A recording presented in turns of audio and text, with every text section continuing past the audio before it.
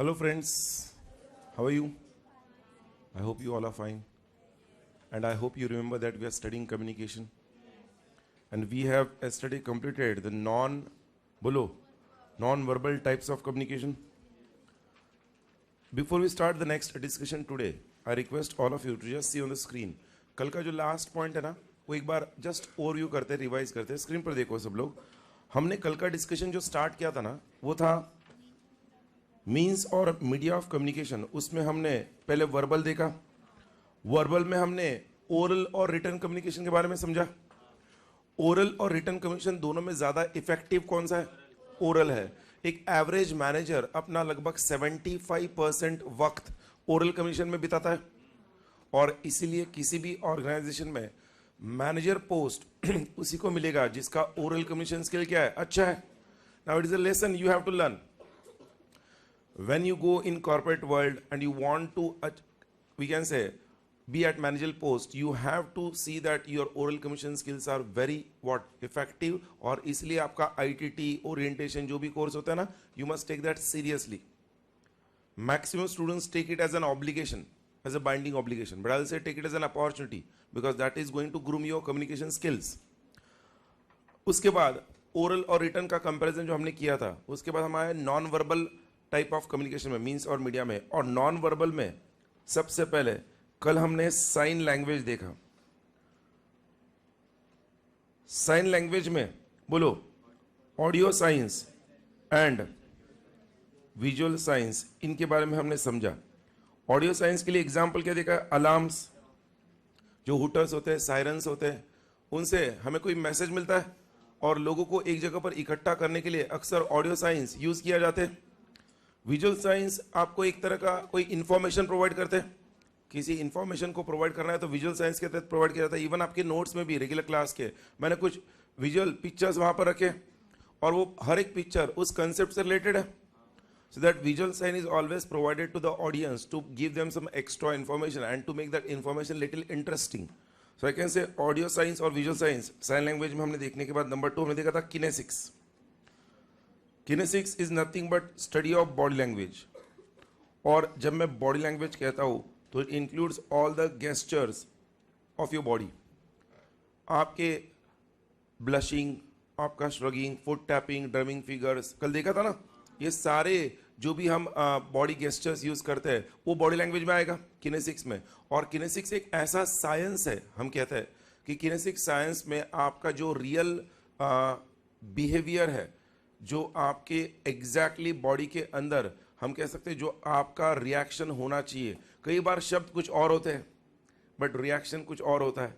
तो आपका जो रिएक्शन है वो आपके किनेसिक्स से समझेगा. किसी को गुस्सा आया है या कोई हम कह सकते हैं उस वक्त में समझ नहीं रहा है कोई बात को, लैक ऑफ अंडरस्टैंडिंग है, एंगर है, एक्सट्रीम एंगर है, गुस्सा है, ये सब उसके बॉडी लैंग्वेज से पता चलता है. कोई नर्वस है तो वो भी बॉडी लैंग्वेज से पता चलेगा. किनेसिक्स के बाद नंबर 3 हमने देखा था पैरा लैंग्वेज. पैरा लैंग्वेज को हम क्या कहते हैं? बोलो. Study of vocal cues. जब मैं वोकल क्यूज कहता हूं ना तो वोकल क्यूज में आपका टोन, आपका पिच, आपका स्पीड ऑफ द टोन, आपका टोन, आपका pitch, high pitch, low pitch, और आपका speed of the tone and the variation, ये सारे एलिमेंट्स इंपॉर्टेंट है. आपका बात करने का तरीका आपके पर्सनैलिटी को दर्शाता है. कोई व्यक्ति का एजुकेशनल बैकग्राउंड, ज्योग्राफिक बैकग्राउंड हम उसके पैरालैंग्वेज से जान सकते हैं. मतलब उससे बात किए बगैर जब हम उससे समझ रहे हैं उसका पैरालैंग्वेज, अरे ये बंगाली दिख रहा है, ये साउथ इंडियन दिख रहा है, तो उसके एक्सेंट से हमें पता चल रहा है. सो we can say paralanguage focuses on vocal cues. उसके बाद नंबर 4 पैरालैंग्वेज के बाद देखा था आर्टिफैक्चुअल लैंग्वेज. आर्टिफैक्चुअल में हमने क्या देखा था? इट वॉज कम्युनिकेशन बाय, बोलो, अपीयरेंस. आपके पहनावों से, आपके वेशभूषा से, आप जिस तरह से अपने आप को ग्रूम करते हो वो आपका फर्स्ट इंप्रेशन होता है. सो मैंने उस आर्टिफैक्चुअल में कल लिख कर दिया था, आजकल के मल्टीकल्चरल ग्लोबलाइज्ड वर्ल्ड के अंदर, मल्टीकल्चरल एनवायरनमेंट और वर्ल्ड ग्लोबलाइज्ड होते जा रहा है, तो हर एक व्यक्ति आर्टिफैक्चुअल लैंग्वेज, अपीयरेंस पर ज्यादा फोकस कर रहा है. पर्सनल ग्रूमिंग बहुत इंपॉर्टेंट हो गया. और ये सुनो, आर्टिफैक्चुअल लैंग्वेज के बाद पॉइंट नंबर 5 हमने देखा था स्पेस लैंग्वेज जिसको हम प्रोक्सेमिक्स कहते हैं, क्या कहते हैं? Proxemics is nothing but space language. और ये स्पेस लैंग्वेज सेंडर और रिसीवर के बीच होता है। सेंडर और रिसीवर के बीच का जो स्पेस है वो उनके बारे में, उनकी रिलेशनशिप के बारे में बताता है। अगर हम फैमिली मेंबर्स के साथ है, क्लोज्ड वंस के साथ है, तो हमारा वो जो डिस्टेंस होता है वो इंटीमेट डिस्टेंस होता है। जब हम हमारे गुड फ्रेंड्स या हम कह सकते हैं अच्छे दोस्तों के साथ रहते हैं तब हमारा डिस्टेंस जो होता है पर्सनल डिस्टेंस होता है। जब हमारे कैजुअल फ्रेंड्स के साथ होते हैं तो डिस्टेंस हमारा सोशल डिस्टेंस होता है। और जब हम किसी इलेक्शन रैली में, पब्लिक मीटिंग में या सेमिनार में जाते हैं तो डिस्टेंस पब्लिक डिस्टेंस होता है। ये 4 तरह के स्पेस लैंग्वेजेस है जिससे हम सेंडर रिसीवर के बीच की रिलेशनशिप को समझ सकते हैं। अरे ये सुनो, मैंने कहा था इसमें अगर क्वेश्चन आता है तो you have to draw the diagram of proxemics. Proxemics के बाद हमने देखा था क्रोनेमिक्स, और chronemics is nothing but time language. एक व्यक्ति के पर्सनैलिटी को अगर जानना है तो वो टाइम को कैसे यूटिलाइज करता है और दिए हुए कमिटमेंट को फुलफिल करता है कि नहीं, उससे उसकी पर्सनैलिटी पता चलेगी। एक व्यक्ति अपने टाइम का कैसे यूटिलाइजेशन करता है, punctuality of a person can be known from the time how he manages, और yes how he manages his time. तो उन्होंने कहा टाइम लैंग्वेज भी एक व्यक्ति के बारे में जानने में हमें क्या करता है, मदद करता है। और यस और no, so that is chronemics time language. Then after that we are studied haptics. Haptics is nothing but physical touch. और हैप्टिक्स ये एक ऐसा हम कह सकते हैं नॉन वर्बल कम्युनिकेशन है। When expression of words is not going to help, उस केस में हैप्टिक्स आपको हेल्प करता है। और यस और नो, हैप्टिक्स में हमने देखा था 2 तरह के हैप्टिक्स होता है। एक होता है बोलो टच लैंग्वेज है हैप्टिक्स में, और एक है पर्सनल टच। या पर्सनल टच में हम अक्सर जब बड़ों के पैर छूते हैं, किसी फ्रेंड के हम कह सकते हैं पैट पर उसके बैक पर पैट करते हैं जस्ट बिकॉज उसके क्लोज रिलेटिव का कोई डेथ हुआ है तो उससे जाके मिल रहे हैं, तो वो जो टच है वो टच उसको उस मोमेंट पे बहुत जरूरी लगता है। Rather than expression of words, वो टच उसको एक सपोर्ट देके जाता है। मैंने कहा था ये टच लैंग्वेज जब हम यूज कर रहे हैं, how it is a non verbal type of communication, because you when a person bends to take blessings of someone without knowing exactly what he's doing, we can come to know okay he wants blessing, and immediately the person whose feet he touches, that person gives him blessings. तो मैं बता रहा हूँ ये touch language भी again non verbal कैसे हुआ, without talking you come to know what exactly is the purpose. Touch language के बाद जो हैप्टिक्स था, उसके बाद लास्ट वन हमने देखा था 8th one silence. And silence में हमने देखा था silence can be judgemental. Silence can be judgmental, it can be positive or negative according to the situation. Silence आपको एक मैसेज देके जाएगा। किसी रिलेशनशिप को बनाए रखने के लिए साइलेंस कभी कभी हेल्पफुल होता है, but at the same time silence कई बार डिस्ट्रॉइंग भी हो सकता है। तो आप कौन से सर्कमस्टेंसेस में साइलेंस का इस्तेमाल कर रहे हो वो बड़ा जरूरी है। कुछ लोगों को बहुत गुस्सा आने पर वो साइलेंट होते हैं, कुछ लोग नर्वस होने पर साइलेंट होते हैं। तो साइलेंस का इस्तेमाल कैसे कर रहे हो वो उन्होंने कहा है। Silence can be judgemental, it will vary from situation to situation. ये 8 नॉन वर्बल क्या देखे थे, टाइप्स ऑफ कम्युनिकेशन देखे थे। और ये सुनो, और आई अज्यूम सबको समझे है। कल का वो लिख कर देने का पर्पज ही वो था दोस्तों, ये हमने अगर ओरली समझा होता ना आपको कल ये सब याद रह जाता। बट जिस तरह से अभी हम रिवाइज कर रहे हैं उस वक्त आप वापस जो मुझे रिएक्ट कर रहे हो उसका पर्पज ही because you have written it. And keep that in mind always, it is 1 time of writing is equal to 5 times of reading. तो ये कुछ कॉन्सेप्ट ऐसे आज के डिस्कशन में हमें एक पहला पार्ट जो है ना वो डिस्कस करना है, आपके नोट्स में मार्क करके देना। बट एक सेकंड पार्ट है इस चैप्टर का लास्ट पार्ट जिसको हम बैरियर्स ऑफ कम्युनिकेशन कहते हैं, हर्डल्स। वो भी आप समझ सकते हो ओरली, बट उसके कुछ पॉइंट्स इसलिए लिखना है बिकॉज उस पर जब क्वेश्चन आता है 4 मार्क के लिए, उसके लिए सिलेबस काफी वास्ट है। There are many points to write in that barriers, तो इसलिए हमें रेस्ट्रिक्ट करना है उसे 4 मार्क्स पॉइंट ऑफ व्यू। तो मैं आज सेकंड हाफ में लिख के दूंगा। अभी आप लोग सब पेज नंबर 180 ऐसे 179 हमारा कल का डिस्कशन था, लास्ट पॉइंट साइलेंस का 179 पेज पर, यस और नो। अब आप सीधा पेज नंबर 183 पर आ जाओ सब लोग। पेज नंबर 183 पर आ जाओ आपके मटेरियल में, पेज नंबर 183।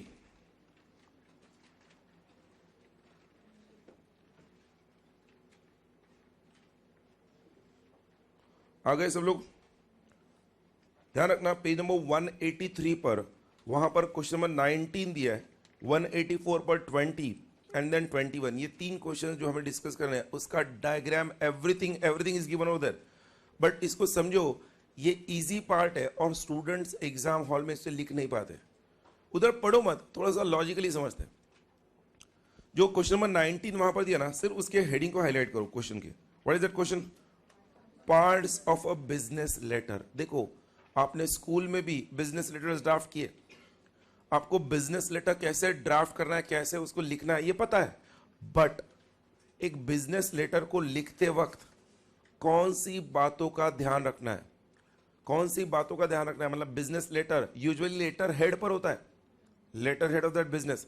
मैं इसके लिए बेस्ट एग्जांपल आपको हर वक्त दूंगा। अगर आपको ये पढ़ना है ना, आपका इंस्टीट्यूट के पास, आईसीएआई के पास जो रजिस्ट्रेशन हुआ है आईपीसीसी का या सीपीटी का, वो कोई भी एक रजिस्ट्रेशन लेटर आप निकाल के रख लो और ये पार्ट्स ऑफ बिजनेस लेटर आप पढ़ना शुरू करो। और उस रजिस्ट्रेशन लेटर पर उधर जेरॉक्स मार के आप टिक मार्क कर सकते हो, अच्छा ये लेटर हेड है, ओके ये सैल्यूटेशन है, okay this is the heading, okay यहाँ पर क्लोजर आया है, okay this is we can say PS postscript. ऐसे काफ़ी पॉइंट्स आपको मैं कहूँगा, यहाँ पर जो 14 पॉइंट्स दिए 14, उन 14 में से लगभग 12-13 पॉइंट्स आपको वहाँ पर मिलेंगे। बट एक पॉइंट है जो काफ़ी स्टूडेंट्स को पता नहीं होता है, मैं आपको बाद में बता रहा हूँ, और वो अक्सर होता है जब ऑर्गेनाइजेशन बड़ा होता है। जैसे आईसीएआई है, आईसीएआई के नोएडा ऑफिस में न्यू दिल्ली में काफ़ी लोग बोर्ड ऑफ स्टडीज़ के अंदर जो है, जो सीए स्टूडेंट्स को रजिस्ट्रेशन लेटर सेंड करते हैं, जो इंस्टीट्यूट के अंदर जो बैठे हुए एम्प्लॉयज़ है, ऐसे 50 एम्प्लॉयज़ है जो पूरा दिन उनका काम वही होता है कि अलग अलग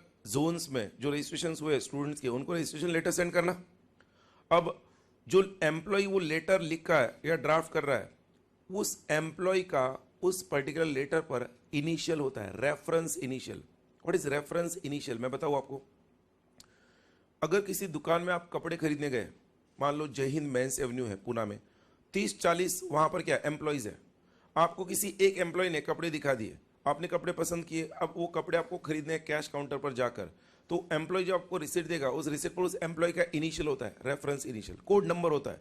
जैसे आप कैश काउंटर पर जाओगे, उस कोड नंबर के अंदर वो परचेज की एंट्री होती है। End of the day shop owner को समझता है कि कौन से एम्प्लॉय ने कितना काम किया। वो कैसे पता चलता है? अभी 40-50 एम्प्लॉयज है, कैसे ट्रैक रखते हो? कैसे ट्रैक रखते हैं? जो परचेसेस हुए हैं उसमें हर एक एम्प्लॉय का कोड होता है। दोस्तों सेम वे यहां पर जो लेटर्स सेंड किए जाते हैं स्टूडेंट्स को, या फिर मैं कहूंगा बड़े बड़े बिजनेस ऑर्गेनाइजेशंस में, तो जो लेटर सेंड करने वाले लोग ज्यादा होते हैं, तो हर एक लेटर पर एक रेफरेंस इनिशियल दिया जाता है, ताकि अगर कल को कौन से एम्प्लॉय ने वो लेटर सेंड किया था ये अगर जानना है तो रेफरेंस इनिशियल से you can make it out, क्योंकि एम्प्लॉयज 40-50 है। और मैं जो बोल रहा हूँ समझ रहा है कि नहीं? ये रेफरेंस इनिशियल एक टर्म है, वो भी वहां पर देखना है। बट अगर उस डायग्राम को आप देखोगे जो दिया है, उस डायग्राम के अंदर हल से पहले उस डायग्राम पर फोकस करो। लेटर में लेटर हेड आएगा, उसके बाद डेट आएगा, body of the letter, then हर एक लेटर में प्रॉपर क्लोजिंग होगा, yours faithfully, yours sincerely. Then हर एक लेटर के जब भी आपका योर्स फेथफुली, योर्स सिंसियरली आएगा, उसके नीचे साइन आएगा, साइन के नीचे आपका नाम आएगा, नाम के ऊपर सिग्नेचर आएगा। ये सैल्यूटेशन क्या होता है? हम कहते हैं ना dear, dear sir, respected sir, वो सैल्यूटेशन है। और ये इनसाइड एड्रेस, ये जो इनसाइड एड्रेस है ना, आपके रजिस्ट्रेशन लेटर में भी आपको मिलेगा। जो रजिस्ट्रेशन लेटर आपको होता है उसके अंदर इनसाइड एड्रेस क्यों है? बिकॉज आपको वो एक ओपन एनवलप में आता है, एग्जैक्टली वो एनवलप जो ट्रांसफर होता है वहां पर आपका एड्रेस दिखता है। अब ये लेटर पर ही आपका इनसाइड एड्रेस है। ये parts of a business letter. इसके अलावा अब सुनो, इसमें और एक होता है बिजनेस लेटर में जो आपको पता होना चाहिए, अटेंशन लाइन होता है। What is attention line? मान लो मुझे ICAI, institute of chartered accountants of India के बोर्ड ऑफ स्टडीज सेक्शन में किसी कारणवश कोई लेटर सेंड करना है। अब आईसीएआई नोएडा जो न्यू दिल्ली है, वहां पर बोर्ड ऑफ स्टडीज के अलावा आईसीएआई के काफी और डिपार्टमेंट्स हैं, और मुझे मान लो बोर्ड ऑफ स्टडीज के मिस्टर रवि अरोरा जो वहां पर अभी एग्जीक्यूटिव है, चीफ एग्जीक्यूटिव, उनको कोई लेटर सेंड करना है। अगर मैंने सिर्फ to the ICI new Delhi, Noida office वगैरह सब कर दिया, तो ये जो आईसीआई के ऑफिस में जाएगा न्यू दिल्ली, वो किसी के भी हाथ जा सकता है, यस और नो? बट वो लेटर पे तो मैंने वही लिखा है, बट जो लेटर जिस एनवलप में डाल दिया, उस एनवलप के ऊपर मैंने लिख दिया kind attention dash mister Ravi Arora, board of studies executive. अब लेटर जब आईसीआई नोएडा दिल्ली में गया, किसी और पर्सन के हाथ में अगर रिसीव भी हुआ हो तो पड़ेगा kind attention mister Ravi Arora, वो उसे ओपन ना करते हुए रवि अरोरा के पास सेंड कर देगा।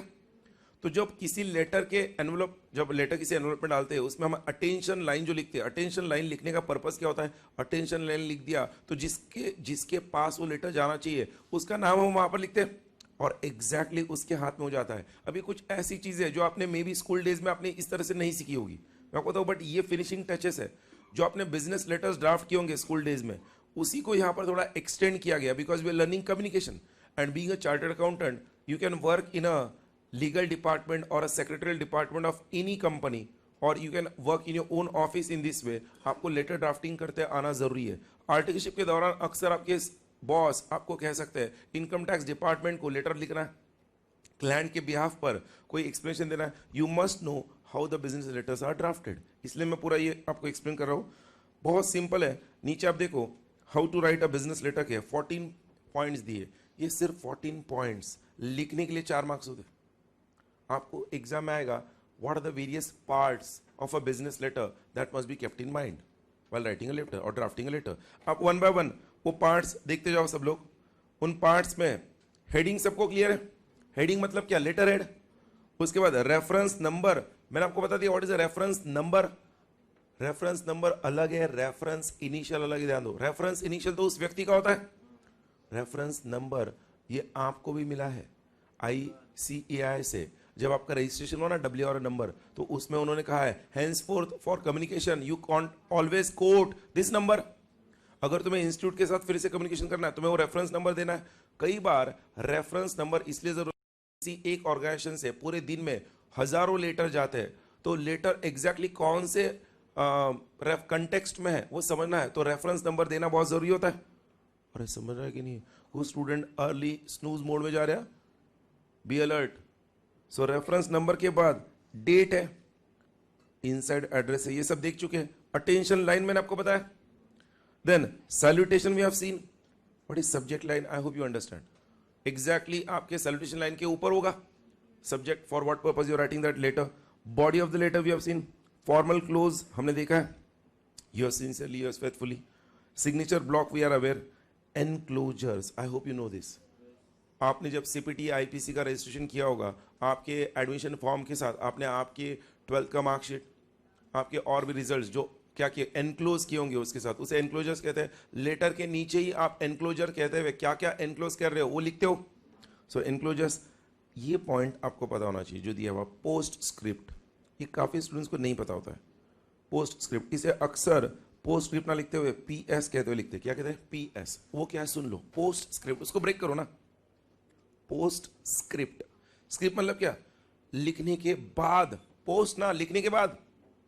व्हाट इज दिस, आपने लेटर ड्राफ्ट कर दिया, सुन लो, लेटर इज ड्राफ्टेड, लेटर पे साइन आ गया, सब कुछ हो गया।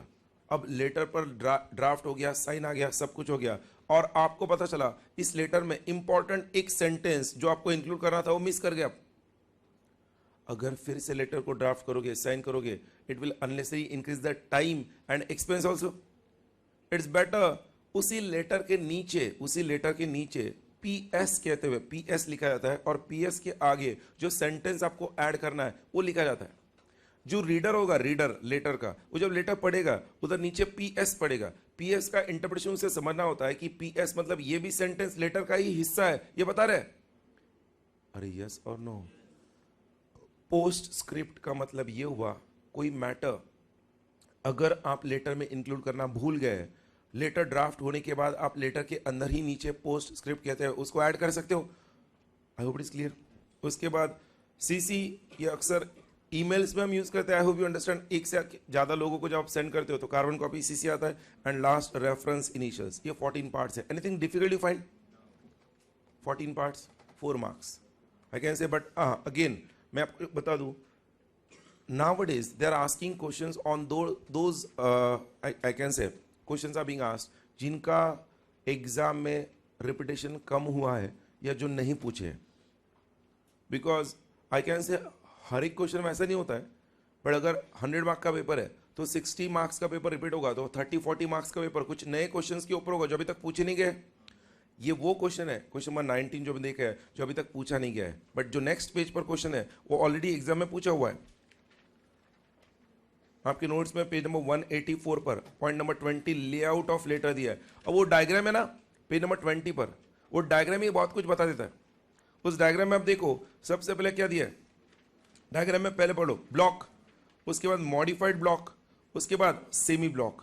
अब वन बाय वन उसे समझते हैं। डायग्राम के ही फोकस करो, डायग्राम पर ही फोकस करो। जब मैं ब्लॉक कहता हूं, ब्लॉक का मतलब है फुल ब्लॉक, तो देखो फुल ब्लॉक। और फुल ब्लॉक का मतलब आप देखोगे मेरे पास स्क्रीन पर देखना, लेटर की शुरुआत सारी लेफ्ट मार्जिन से हो रही है। और यह सुनो, फुल ब्लॉक का मतलब क्या हुआ, everything starts with a left margin, even yours sincerely, thanking you, सब लेफ्ट मार्जिन में, डेट भी लेफ्ट हैंड मार्जिन में। ये पहला तरीका है ड्राफ्ट करने का।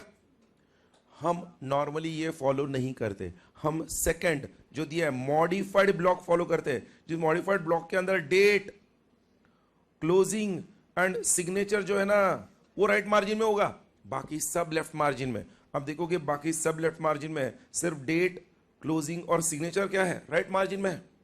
अरे समझ रहा है कि नहीं। और मॉडिफाइड ब्लॉक के बाद एंड में दिया सेमी ब्लॉक। सेमी ब्लॉक में देखना जो ड्राफ्टिंग है उसमें क्या हो रहा है, हर पैराग्राफ के पहले 5 स्पेसेस है, 5 स्पेस रखकर पैराग्राफ ड्राफ्ट किया। पैराग्राफ फॉर्म में जब उसे ड्राफ्ट किया था उसे क्या कहते हैं, सेमी ब्लॉक, इंडेंटेड फॉर्म कहते हैं उसे। अरे समझ रहा है कि नहीं। अरे बोलो भाई, हो गया, लेआउट्स ऑफ लेटर्स ओवर, वही एक्सप्लेनेशन नीचे दिया, क्लियर सबको।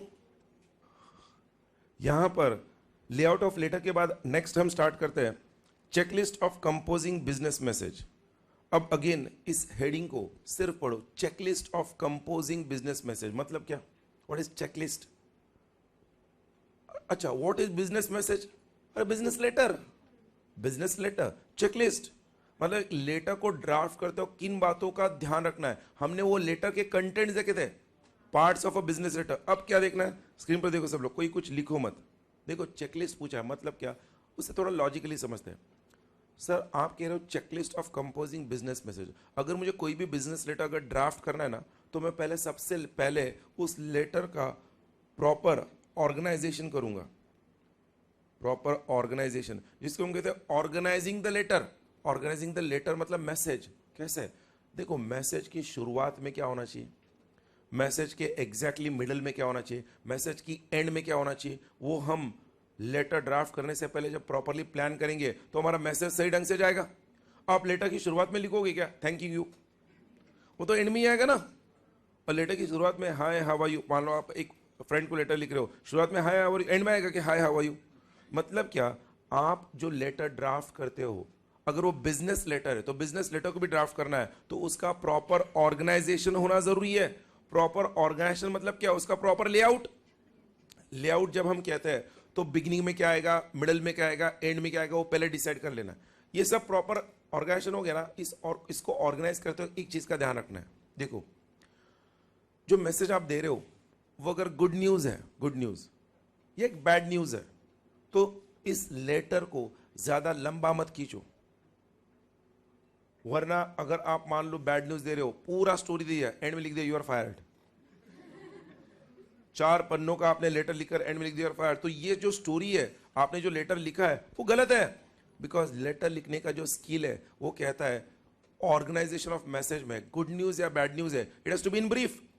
अच्छा, तो लेटर लेंथी कब होगा, जब आप इंफॉर्मेशन दे रहे हो, किसी प्रोडक्ट की जानकारी दे रहे हो, आपके ऑर्गेनाइजेशन की जानकारी दे रहे हो, उस केस में लेटर लंबा हो सकता है। मतलब इंफॉर्मेशन देना है तो लेटर लंबा है, बट इंफॉर्मेशन नहीं है, कोई न्यूज है वो देनी है, गुड न्यूज बैड न्यूज कोई भी हो, तो letter has to be in brief. ये भी मुझे ड्राफ्ट करते वक्त पता होना चाहिए। मतलब मेरे लेटर के ऑर्गेनाइजेशन में इन सारी बातों का ध्यान रखना है। ओके, मैंने इन सबको ध्यान रख दिया, लेटर को प्रॉपरली ऑर्गेनाइज कर दिया, लेटर छपेगा क्या, नहीं। लेटर को इस तरह से प्रॉपरली ऑर्गेनाइज करने के बाद मैं लेटर को सबसे पहले कंपोज करूंगा। क्या करूंगा, जिसे हम कहते हैं composition of that message. But compose करने के लिए मैं जब उस लेटर को टाइप करूंगा, सबसे पहले उसका एक ड्राफ्ट कॉपी निकालूंगा। ड्राफ्ट कॉपी मतलब रफ कॉपी। रफ कॉपी निकाल के उसके अंदर कोई करेक्शन दिख रहा है कि वो चेक करूंगा, और उसके बाद फेयर कॉपी आएगी। मैं लेटर ड्राफ्ट करते वक्त, कंपोज करते वक्त मुझे एक ध्यान रखना है। देखो मैंने ऑर्गेनाइज कर दिया, क्या शुरू में होगा क्या एंड में होगा। अब कंपोज करना डिफिकल्ट है ना, कंपोज करते वक्त मुझे ध्यान रखना है कौन से स्पीच का इस्तेमाल करना है, direct speech, indirect speech, according to the news. I have to make sure मेरा ऑडियंस, ग्रामेटिकल टर्म है, मेरे ऑडियंस को जो एग्जैक्टली चाहिए वो मेरे कंपोजिशन में आना बहुत जरूरी है। और मैं कहूँगा अगर आपने प्रॉपर कंपोजिशन कर लिया, उसका ड्राफ्ट कॉपी निकाल लिया, प्रिंट निकाल लिया, उसको करेक्ट कर लिया, फेयर कॉपी निकाल दिया, हो गया लेटर ड्राफ्टिंग। तो एक लेटर को कंपोज करना है, एक बिजनेस मैसेज को कंपोज करना है, तो उसके चेकलिस्ट में मैं कहूंगा 2 ही पॉइंट्स है इंपॉर्टेंट। उस लेटर को प्रॉपरली ऑर्गेनाइज करो और उसको बाद में प्रॉपर, अरे बोलो कंपोज मतलब क्या, उसको प्रॉपरली फॉर्मुलेट करो दोस्तों। कंपोजिशन मतलब क्या, उसे फॉर्मुलेट करना है प्रॉपर, उस लेटर को प्रॉपरली फॉर्मुलेट करना। फॉर्मुलेट मतलब क्या, ड्राफ्ट करना है। क्वेश्चन क्या था, checklist for composing a business message. तो डायरेक्ट कंपोज करते क्या हम, अरे डायरेक्ट कंपोज करते क्या, नहीं, पहले उसे क्या करते, ऑर्गेनाइज करते। अगर आपको ये समझा, एग्जाम में 3 बार क्वेश्चन पूछा है 4-4 मार्क के लिए, 3 times. Explain the checklist for composing business message, nothing difficult in it. अब आओ आपके नोट्स में, क्विकली मेरे साथ मार्क करो। सबसे पहले checklist of composing business message में 2 ही चेकलिस्ट है। पहला आप हाईलाइट करो ऑर्गेनाइजेशन। ऑर्गेनाइजेशन मतलब ये ऑर्गेनाइजेशन ऑफ द मैसेज। कुछ स्टूडेंट्स को ऑर्गेनाइजेशन मतलब बिजनेस ऑर्गेनाइजेशन समझ बैठते हैं, ऑर्गेनाइजेशन के आगे लिख लो लगा तो ऑर्गेनाइजेशन ऑफ द मैसेज, ताकि वो कंफ्यूजन ना हो। मैसेज को ऑर्गेनाइज करना है। वो कळतंय का, सगळ्यांना झेपतंय का? वर्चुअल स्टूडेंट्स आप हो क्या मेरे साथ? SMS करो, हंसो मत, करके देखो, रिप्लाई आएगा। ऑर्गेनाइजेशन ऑफ द मैसेज में आप देखो फर्स्ट पॉइंट क्या दिया है। First point organisation of the message में, you have to recognise a good organisation technique. And that good organisation technique कहता है, देखो आपका सब्जेक्ट क्लियर होना चाहिए, आपकी information directly related to the subject and purpose होना चाहिए। कुछ लोग पूरे लेटर को घुमा फिरा के एंड में कुछ और ही बोलते हैं। तो ऑर्गेनाइजेशन में देखना, information must be directly related to the subject and purpose. Ideas logically present करनी चाहिए और ध्यान रखना है कि सारी इंफॉर्मेशन को इंक्लूड करना जरूरी है। जब इन 4 बातों का आप ध्यान रखोगे तो आपका ऑर्गेनाइजेशन कैसे होगा, good, recognise a good organisation. और उसके बाद achieve good organisation through outlining, जिसमें देखो दिया है decide what to say, main idea, major points, evidences, इन सबको ध्यान में रखते हुए अचीव करो गुड ऑर्गेनाइजेशन। उसके बाद देखो उसी में दिया है organise the message to respond to the audience probable reaction. Use direct approach when your audience will be neutral, pleased, interested or eager. Use indirect approach when your audience when your audience will be displeased, uninterested or unwilling.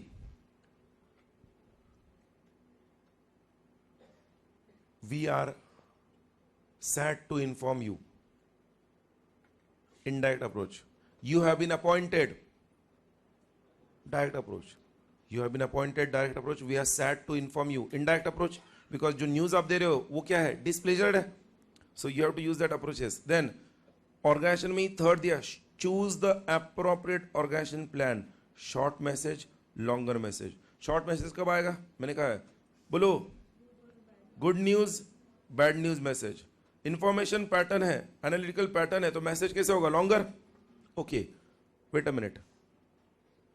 Checklist for composing business message के organisation में 3 headings दिए। पहला heading क्या है organisation का, बोलो पहला heading organisation का, recognise a good organisation pattern. Then number 2, achieve that good organisational pattern. And number 3, बोलो choose the appropriate organisation plan. ये कर दिया। उसके बाद नेक्स्ट पेज पर आओ, फॉर्मुलेशन दैट इज कंपोजिशन, जिसमें दिया उन्होंने कंपोज योर फर्स्ट, अरे बोलो draft, first draft, rough copy बनेगी ना। और उसके बाद ध्यान रखना है ड्राफ्ट कॉपी कंपोज करते हो, vary the style to create a tone that suits the occasion. Occasion को सूट होने वाला टोन होना चाहिए, जिसमें उन्होंने कुछ 5-6 बातें दी है। सबसे पहले आपका रिलेशनशिप आपके ऑडियंस के साथ उस लेटर के थ्रू एस्टेब्लिश होना चाहिए। Avoid being overly familiar, boss को आपने लिख सकते हैं your lovingly. Avoid being overly familiar, उन्होंने कहा है यूजिंग इनएप्रोप्रिएट ह्यूमर। अगर आप बिजनेस लेटर लिख रहे हो, hi how are you, fine thank you, ये फ्रेंड्स में होता है, बिजनेस में नहीं, तो इनएप्रोप्रिएट ह्यूमर को अवॉइड करो। वहां पर avoid being flattery, you are the greatest boss, avoid being what, flattery, sounding preachy, टोचून नका बोलू, किसी को बुरा लगेगा इस तरह से मत बोलो, साउंडिंग प्रीची, ब्रैगिंग, किसी की खींच रहे हो, इस तरह से उसको उड़ा रहे हो, इस तरह से आप बात मत करो, लेटर में यूज मत करो ऐसे शब्दों को। Try to be something you are not, ऐसे बताने की कोशिश मत करो जो आप नहीं हो, जो ऐसे हो वैसे आपके लेटर के शब्दों में भी क्या होना चाहिए, कंपोजिशन आना चाहिए। आगे उन्होंने दिया extend your audience centred approach, मतलब उसे कहते हैं यू अप्रोच, पता है यू लेटर लिखने का स्टाइल होता है, you always write on the words you. कुछ लोग लेटर भी लिखते हैं ना, I want to, I want to, I पूरे लेटर में आई लिखेंगे, अरे लेटर तू खुद के लिए लिख रहा है कि उसके लिए लिख रहा है? ध्यान दो, जब लेटर आप ड्राफ्ट कर रहे हो, rather than using the words I, you have to follow the words you, because the letter has been meant for someone. So उसे कहते हैं audience centred approach, you approach, वो करते हैं। उसके बाद आगे positive aspect of your message has to be emphasised, focus, establish your credibility to gain the audience confidences, make your tone a polite one and use a style that your company prefers. इन 6 बातों का जब आप ध्यान दोगे तो आपका जो टोन है लेटर का वो आपको पता चलेगा वो उस ओकेजन को मैच हो रहा है कि नहीं हो रहा है। तो आई से फॉर्मुलेशन ऑफ द मैसेज में 2 ही चेकलिस्ट है, एक तो composition of your first draft and very the style और the tone according to the audience और अकॉर्डिंग टू द सिचुएशन। समझ रहा है दोस्तों? मैं जो बोल रहा हूं सुन लो। 4 मार्क के लिए जब क्वेश्चन आता है, you have to first draw a diagram. If you ask me, मैं चेकलिस्ट हेडिंग देते हुए डायग्राम ड्रॉ करूंगा और इस डायग्राम में मैं ऑर्गेनाइजेशन, फॉर्मुलेशन लिखूंगा। सुन लो, ऑर्गेनाइजेशन के जो 3 हेडिंग्स थे ना वो लिखूंगा, फॉर्मुलेशन के जो 2 हेडिंग्स थे वो लिखूंगा, डायग्राम इज ओवर। मैंने डायग्राम में कोई भी एक्सप्लेनेशन दिया है क्या? नहीं। और ये डायग्राम ड्रॉ करने के बाद फिर नीचे मैं हर एक पॉइंट का क्या करूंगा, एक्सप्लेनेशन दूंगा। मैं आपको बता रहा हूं 9 out of 10 times examiner diagram देख के मार्क्स दे देगा और आपका एंड में जो कंक्लूजन है जो आप देखोगे कि 10 फॉर गुड और for composing a good business message you have to keep in mind that the message has to be organised and formatted properly. वो कंक्लूजन पढ़कर और वो डायग्राम देखकर ही मार्क्स मिल जाएंगे। जहां पर भी अपॉर्चुनिटी, मैं ऑलरेडी बोल चुका हूं, प्रोवर्ब्स एंड डायग्राम्स तो मस्ट है, प्रोवर्ब्स तो मस्ट है, डायग्राम जहां पे अपॉर्चुनिटी की वहां पे यूज करने। क्लियर है सबको? अरे यस और no, we have completed this part जो लेटर ड्राफ्टिंग को लेकर था। अब आपके नोटबुक में सब लोग हेडिंग दो क्विकली, इस चैप्टर का लास्ट पार्ट हम देख रहे हैं। Give the heading organisational barriers. Is better you give heading barriers to communication, that is more better. आपके नोटबुक में हेडिंग दो सब लोग, इस चैप्टर का लास्ट पार्ट है, give the heading barriers to communication. What is barriers? Hurdles, restrictions, रुकावटें, obstacles. अच्छा, मतलब ऑर्गेनाइजेशन में अच्छे कम्युनिकेशन के लिए किन बातों से रुकावटें पैदा होती है, कौन सी ऐसी एलिमेंट्स है जो ऑर्गेनाइजेशन के अंदर कम्युनिकेशन में बैरियर्स क्रिएट करते हैं, रुकावटें क्रिएट करती है। So let us understand the barriers to communication. सब लोग हेडिंग देने के बाद उसके नीचे 4 एरोज ड्रॉ करो, ड्रॉ 4 एरोज,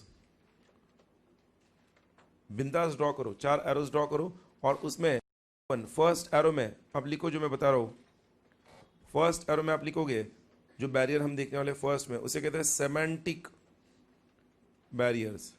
डरो मत, सेमेंटिक का मतलब है language translation, language oblique translation barriers. मैं इसे लिख कर देने से पहले उसका मीनिंग अगर आप समझना चाहोगे, एक महाराष्ट्रियन जब तमिलनाडु में जाएगा और वहाँ के लोगों के साथ जब उसे बात करना है तो वो कहीं ना कहीं बैरियर इन कम्युनिकेशन महसूस करता है, because there is a language barrier. एक बंगाली जब महाराष्ट्र में आएगा और उसे मराठी नहीं आती है, he can face a semantic barrier, a language और a translation barrier. I hope you are getting. Prime minister Narendra Modi अगर जापानीज प्राइम मिनिस्टर मिलने जा रहे हैं और उन्हें इंग्लिश नहीं आती है तो द जापानीज लैंग्वेज इन्हें नहीं आती है, तो there can be a what, semantic barrier. इसलिए दोनों के बीच में एक ट्रांसलेटर्स होते हैं, पता है कि नहीं आपको? सो semantic barriers are there in communication. Then number 2, second barrier आप लिखो, उसे कहते हैं physical and mechanical barriers. Physical and mechanical barriers. इन दोनों को अगर मैं आपको समझाने की कोशिश करूं, फिजिकल बैरियर्स, जब सुबह 7 बजे स्टूडेंट्स लेक्चर्स में आते हैं और शाम में 6 बजे तक जब बैठते हैं, तो शाम में 5 बजे के बाद उनका फिजिकल बैरियर स्टार्ट हो जाता है. जब ओवरलोडिंग हो जाता है, काफ़ी इंफॉर्मेशन ओवरलोड हो गया, तो physical barrier starts, body language starts to react, and then students चुक चुक, तालियां बजाना, ये सारे अलग अलग ऐसे तरकीबें यूज करते हैं जिससे वो बने रहे. फिजिकल बैरियर आपके कम्युनिकेशन में कैसे होता है? जब आप ओवरलोडेड होते हो इंफॉर्मेशन से, तो आप हर एक चीज को एक्सेप्ट करते हो. यस यस, वो फिजिकल बैरियर होगा, because you are not interested in that communication. It has created a hurdle. But आप एनर्जेटिक हो, फ्रेश हो, और आप कम्युनिकेशन में इन्वॉल्व होते हो, because now at that time there is no physical barrier. अरे यस और नो, ऑर्गेनाइजेशन में भी फिजिकल बैरियर क्या होता है? Due to overloading of information. Due to overloading of information. अगर आप आपके एम्प्लॉइज से बहुत काम करवाओगे, देर रात तक काम करवाओगे, that can be a physical barrier. But mechanical barrier कैसे होता है? मैकेनिकल बैरियर हम कहते हैं ये अक्सर due to long distance between the sender and speaker, sorry sender and receiver. अगर कोई दूर बैठा है और वो जो आवाज है उस तक नहीं पहुंच रही है, अब वो कम्युनिकेशन के अंदर एक तरह का बैरियर हो गया, बिकॉज मैकेनिकल बैरियर. माइक में कोई खराबी आ गई और सेंडर बगैर माइक के बात कर रहा है और जो लिसनर है वो काफी दूर बैठा है, यहां पर बैरियर ना ही सेंडर के शब्दों से हो रहा है, ना ही लिसनर के किसी और फिजिकल बैरियर से, यहां पर मैकेनिकल बैरियर क्रिएट हो गया. सो मैकेनिकल बैरियर्स भी होते हैं, जिसको अक्सर हम फिजिकल और मैकेनिकल बैरियर का एक कॉमन बैरियर है, जिसको कहते हैं नॉइज बैरियर. क्या कहते हैं? Noise barrier. वो हम देखने वाले हैं इसमें फिजिकल मैकेनिकल बैरियर में. Then I will say third barrier, उसको कहते हैं ऑर्गेनाइजेशनल बैरियर. ऑर्गेनाइजेशनल बैरियर ये कैसे होता है पता है? Long chain of command. इतने सुपीरियर्स होते हैं कि हर एक पर्सन से आपको इंस्ट्रक्शंस आ रहे हैं, हर व्यक्ति कह रहा है जैसे मैं बोल रहा हूं वैसे ही करो. अभी कंफ्यूज में किसकी सुने, इसकी सुने या उसकी सुने, बिकॉज इसके लॉन्ग चेन ऑफ कमांड है, काफी सुपीरियर्स है, तो that can create a barrier. और एक बैरियर ऑर्गेनाइजेशन में होता है पुअर लेआउट. बैठने के लिए प्रॉपर जगह ही नहीं है, मैनेजर है और क्लाइंट आने पर मैनेजर के बाजू में क्लर्क बैठा है, तो वो जो क्लाइंट है उसके साथ फ्रीली क्लाइंट की रिक्वायरमेंट को समझने में उसको poor layout, proper office furniture का लेआउट ना होना भी क्या होता है? बैरियर क्रिएट करता है. अरे मैं जो बोलो समझ रहे क्या? Using inappropriate medium in organisation. Boss सुबह सुबह एंटर हुआ, अपने किसी एम्प्लॉय का बर्थडे है, अब उसे बर्थडे को विश करने के बजाय अपने केबिन में गया, फोन लगाया, हैप्पी बर्थडे. अरे तू उसके सामने से गया, तूने उसको वहां पर पर्सनल विश करना चाहिए, तो तू उसे फोन लगा के कह रहा है happy birthday. Is using an inappropriate medium in the organisation creates organisational barriers. अरे समझ आया कि नहीं? ऑर्गेनाइजेशनल बैरियर्स के बाद जो लास्ट वन, जो सबसे डिफिकल्ट वन है ओवरकम करने के लिए, और उसको कहते हैं socio psychological barriers. Socio psychological barriers. Socio psychological barriers किससे रिलेटेड होंगे? बोलो.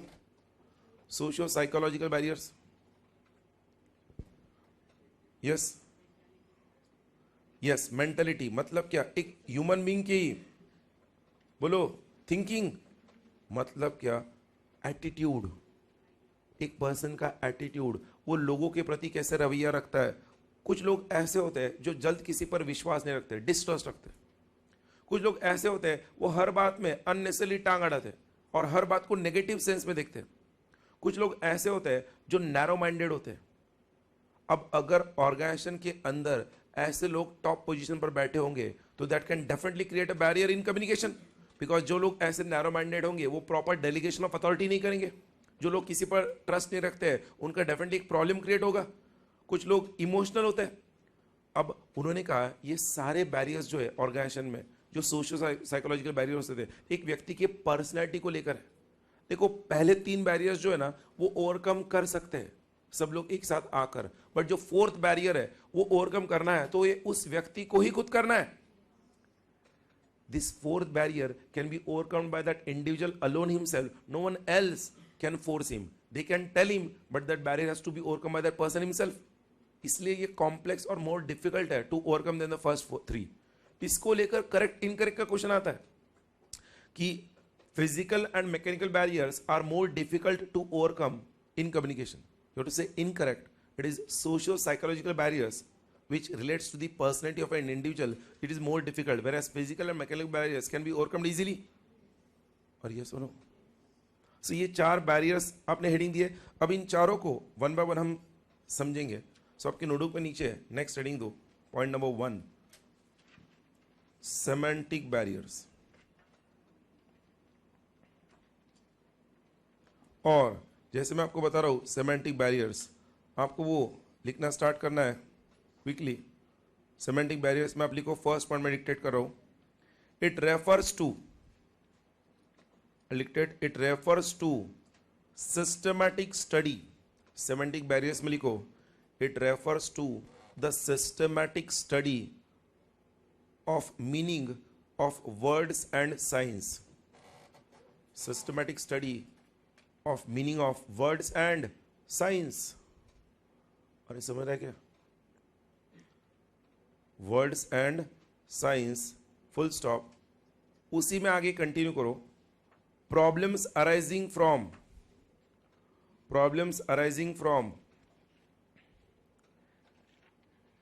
expression or translation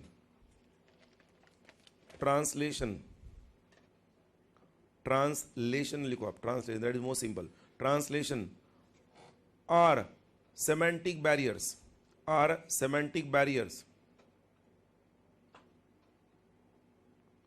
first point हो गया. अरे बोलो भाई. सेकेंड पॉइंट लिखो. This barriers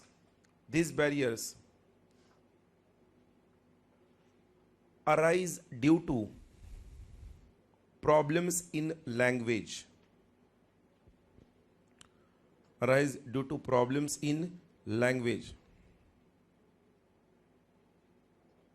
Full stop. Third point में लिखो these language barriers are as follows.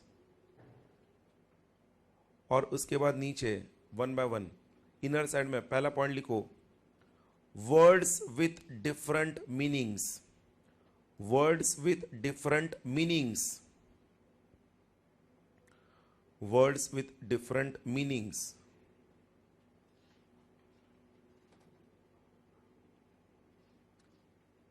ये मैं एक्सप्लेन करने के बजाय मैं आपको अगर बताऊं ओरली फर्स्ट, बाद में आप इसको घर में कंप्लीट करोगे कुछ लाइंस छोड़कर. सुन लो. वर्ड्स विथ डिफरेंट मीनिंग्स मतलब क्या? एक वर्ड है इंग्लिश लैंग्वेज में ट्रस्ट. अब ट्रस्ट इस वर्ड का मतलब विश्वास, फेथ हुआ, और ट्रस्ट का मतलब चैरिटेबल ट्रस्ट भी हुआ. अब अगर सेंडर ने ट्रस्ट वर्ड का इस्तेमाल कर लिया और रिसीवर उसको कुछ अलग ही इंटरप्रेट कर पाया, बिकॉज रिसीवर का जो प्रॉब्लम था वो वर्ड्स और साइन का था, उसे दूसरे ट्रस्ट के बारे में पता ही नहीं था. फॉर एग्जाम्पल, एक पर्सन ने दूसरे पर्सन को कह दिया टेबल बनाकर लाओ. अब मान लो जिसने कहा, सीए ने अपने आर्टिकल को कह दिया टेबल बनाकर लाओ, तो आर्टिकल टेबल कौन सा बना के लाएगा? एक्सेल का या वर्ड का? बट अगर एक कारपेंटर को कहा गया टेबल बनाकर लाओ, तो टेबल कौन सा बना के लाएगा? The table which we use the desk. Yes और नो? वर्ड टेबल ही है. मतलब क्या हो, जो लिसनर होता है ना, वो उस वर्ड तक पहुंच नहीं पाया एक्सेल और वर्ड के टेबल तक. जो कारपेंटर है उसके दिमाग में तो टेबल मतलब डेस्क है. और यस और नो, यहां पर एक ही वर्ड के अलग अलग मीनिंग होना, इसकी वजह से भी बैरियर क्रिएट होता है. And that barrier arises due to, इसलिए मैंने लिख कर दिया वर्ड्स और साइंस, ट्रांसलेशन, ट्रांसमिशन बैरियर्स. वो करते का. तो आप क्या करो, वर्ड्स विद डिफरेंट मीनिंग लिखा है ना, उसके नीचे एग्जैक्टली 3 लाइन छोड़ दो, 3-4 line. You leave on your own. ये आपके नोट्स में मैं आपको कहूंगा पेज नंबर 182 पर आपके मटेरियल में वो डिटेल में दिया है. वो पूरा लिखने की बजाय आप उसको सिंपल वर्ड्स में, जैसे मैंने डिस्कस किया, एक्सप्लेन करोगे 3 लाइन में. ज्यादा डिटेल में लिखना नहीं है, मैक्सिमम 2 या 3 लाइन. अरे समझ रहा है क्या? वर्ड्स विद डिफरेंट मीनिंग के बाद नेक्स्ट पॉइंट आप लिखो 3-4 लाइन छोड़कर. नेक्स्ट पॉइंट नंबर 2, उसी में डिनोटेशंस एंड कनोटेशंस। आपकी मटेरियल में स्पेलिंग देख सकते हो, अगर आपको दिखता नहीं है स्क्रीन पर तो। Denotations and connotations, denotations and connotations. Now what is denotation? जहां पर आपने लिखा है ना डिनोटेशन, उसके ब्रैकेट में लिखो एक्सप्लिसिट। आपने पढ़ा होगा इकोनॉमिक्स में, theory of production, theory of cost में, सीपीटी लेवल में, एक्सप्लिसिट कॉस्ट, इम्प्लिसिट कॉस्ट पढ़ा होगा ना। एक्सप्लिसिट मतलब क्या? एक्सप्रेस्ड। इम्प्लिसिट मतलब क्या? इम्प्लाइड। सो कनोटेशन के लिए ब्रैकेट में लिखो इम्प्लिसिट, कनोटेशन के लिए ब्रैकेट में लिखो इम्प्लिसिट। एंड आई विल से now what is this denotation and connotation? Listen carefully. Denotation मतलब जो वर्ड इस्तेमाल हो रहा है वो लिटरली उसी सेंस में समझना है, उसका और कोई इंटरप्रिटेशन नहीं होता है। फॉर एग्जाम्पल मैं आपको कह दूं कंप्यूटर, कंप्यूटर इस वर्ड का कोई और इमेज किसी के दिमाग में आएगा क्या? बिकॉज कंप्यूटर इस वर्ड को लिटरल सेंस में समझना है। मैंने आपको कह दिया पेपर, फिर वो अनपढ़ गवार भी हो कोई भी हो, पेपर का मतलब उसे पता है पेपर इज पेपर। बिकॉज ये ऐसे शब्द है दोस्तों, इन शब्दों का क्या कोई लिटरल सेंस में मीनिंग ले सकता है, इनका कोई और अर्थ नहीं होता। They are known as denotative words. क्या कहते हैं? डिनोटेटिव। इनका कोई और इंटरप्रिटेशन नहीं निकलता है। बट अगर मैंने शब्द यूज कर लिया ऑनेस्ट, मैंने वर्ड कौन सा यूज किया? ऑनेस्ट। अब ऑनेस्ट वर्ड आपको कुछ कनोट कर रहा है, इंप्लाइड, उस वर्ड के अंदर कुछ छुपा हुआ है, आपको उस व्यक्ति के बारे में समझने में हेल्प हो रही है। और यस और नो, बिकॉज मैंने वर्ड कौन सा यूज किया? ऑनेस्ट। मतलब ऑनेस्ट वर्ड यूज करना, कनोटेटिव वर्ड यूज किया है, मतलब वो किसी के पॉजिटिव और नेगेटिव क्वालिटी पर फोकस कर रहा है।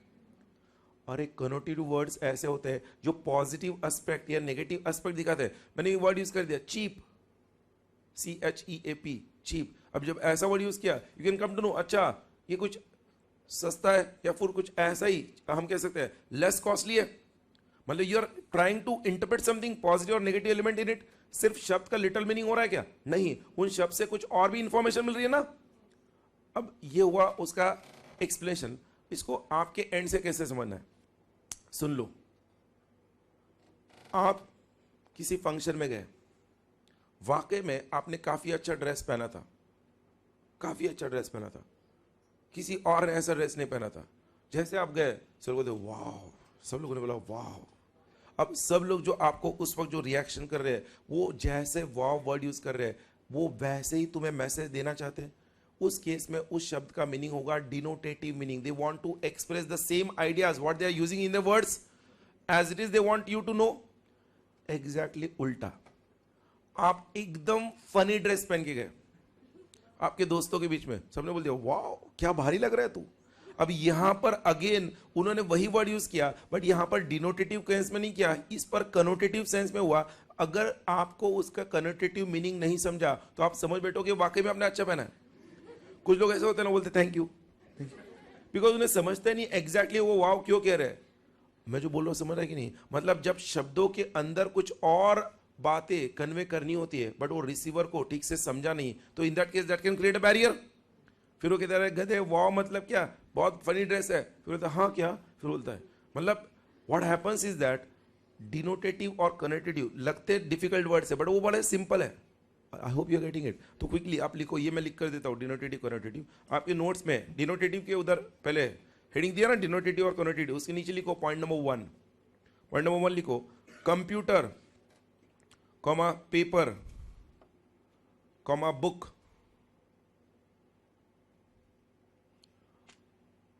are literal meaning, sorry are नहीं give लिखो, give literal meanings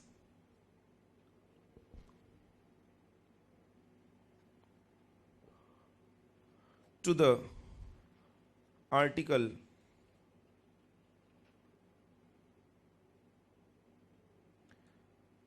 without suggesting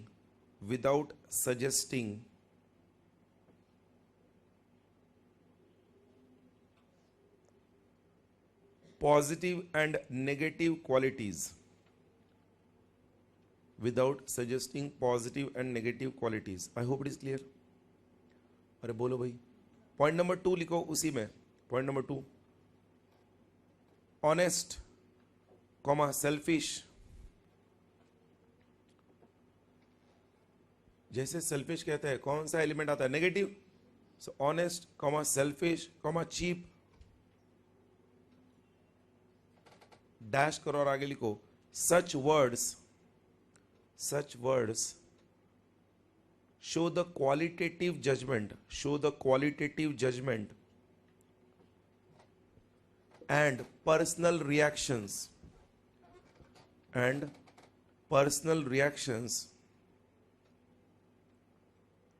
which have positive and negative meaning,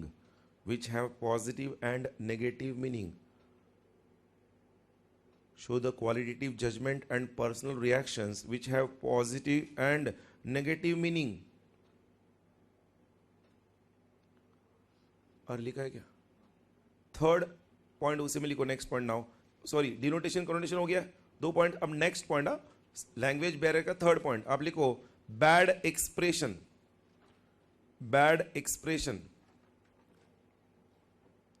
what is bad expression? बोलो. जब आप कोई मैसेज दे रहे हो, कोई कम्युनिकेशन कर रहे हो, उस कम्युनिकेशन में आप वेग इंग्लिश वर्ड्स का इस्तेमाल कर रहे हो, ऐसे जार्गन्स, ऐसे फ्रेजेस यूज कर रहे हो जिसका एक्चुअली उस रिसीवर को कोई इंटरप्रिटेशन नहीं हो रहा है, और आपके एक्रोनिम्स, ऐसे एक्रोनिम्स अक्सर व्हाट्सएप चैट पर लोग यूज करते हैं. अब LOL, जिसने जिंदगी में पहले बार व्हाट्सएप निकाला उसको LOL से वो कुछ समझेगा ही नहीं. आई होप यू गेटिंग इट. मतलब ऐसे एक्रोनिम्स का इस्तेमाल करना, ऐसे जार्गन्स का इस्तेमाल करना जो रिसीवर को समझते ही नहीं है, that can create a barrier because that is bad expression. As far as that communication is concerned, a person who is very well versed with it, he can understand, but every person can understand or what? No. So it can create a what? Barrier. और करते का. Then उसके बाद next लिखो point number 4, faulty translation. Bad expression के लिए definitely 2 line छोड़ दो, बोलने की जरूरत नहीं है. 2 लाइन छोड़कर next point लिखो faulty translation. And then you complete that last 5th one. आप लिखो unclarified assumption.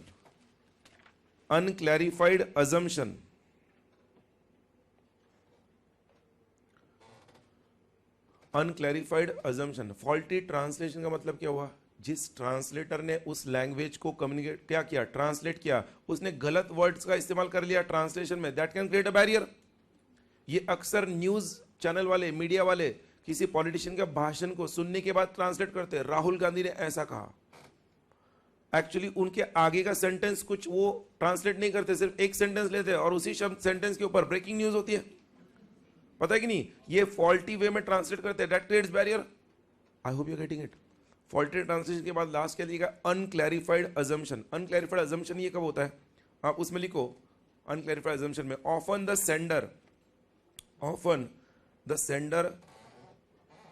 makes assumption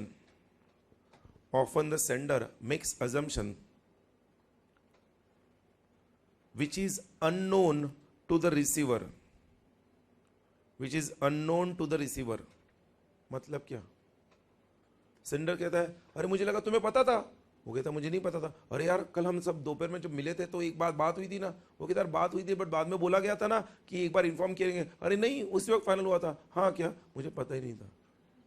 मतलब सेंडर ये कहता है कि मुझे लगा तुम्हें पता था, रिसीवर कहता है मुझे नहीं पता था. Now that created a barrier, unclarified assumption. Sender कुछ अज्यूम कर बैठता है. फॉर एग्जांपल अभी मैं सेंडर हूं, आप रिसीवर हूं. मैंने कोई कंसेप्ट पढ़ा दिया, मान लो किसी को नहीं भी समझा है, मैं अज्यूम कर रहा हूं सबको समझा है, मैं आगे बढ़ रहा हूं. That creates a barrier. वो करते का अनक्लैरिफाइड अजम्पशन. मतलब यहां पर सेंडर के अजम्पशन से बैरियर क्रिएट हुआ. क्योंकि अगर रिसीवर भी वो अज्यूम कर ले सब सही होगा, बट रिसीवर अगर वो अज्यूम नहीं कर लेता है तो that can create a barrier. कितने अलग अलग ऐसे लैंग्वेज बैरियर्स हुए? 5. ध्यान दो, इसमें इंपॉर्टेंट है वो डिनोटेटिव एंड कनोटेटिव. आजकल वो क्या करते हैं एग्जाम में, सुन लो. Instead of giving you a semantic barrier in the exam, they directly ask you write a note on denotative and connotative words or barriers of communication, denotative and connotative barriers of communication. So then you have to find out, okay, ये किससे related है? Language और semantic से. तो पहले आपने barriers को explain किया, फिर उसमें सेमेंटिक को चूज किया, सेमेंटिक का एक्सप्लेनेशन दिया, और फिर सेमेंटिक के अंदर सिर्फ डिनोटेटिव कनोटेटिव को एक्सप्लेन किया. You can directly focus on denotative and connotative. समझा सबको? अरे बोलो भाई. नेक्स्ट लिखो second barrier. Now physical and mechanical barrier, आप लिखो फिजिकल एंड मैकेनिकल बैरियर। उसमें आप लिखो point number 1, it arises due to distance, noise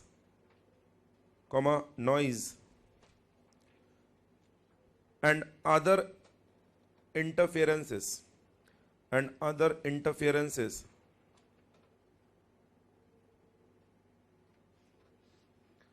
by which difficulty arises in communication,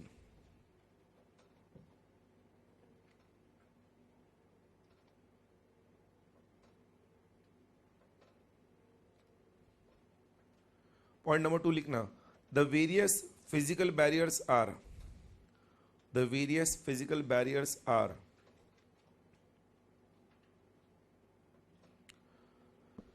dash करके नंबर 1 लिखना नीचे, नॉइज,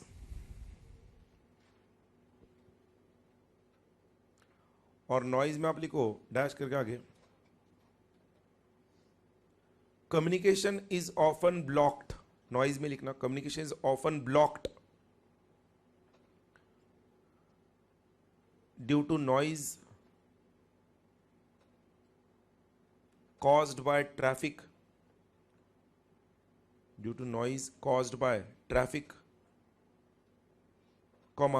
construction work,